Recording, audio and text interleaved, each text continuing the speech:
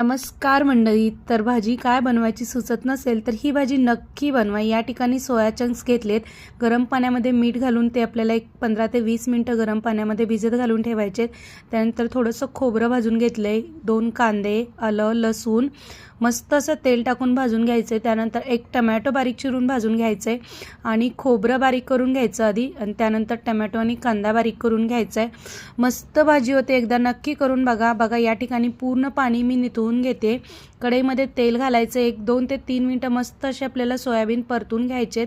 छान असे परतून झाले की त्याच कढईमध्ये तेल घालायचं, जिरे घालायचेत फोडणीला आणि जे बारीक करून घेतलेलं आपलं वाटण आहे ते घालायचं. तेल सुटेपर्यंत हे परतून घ्यायचं.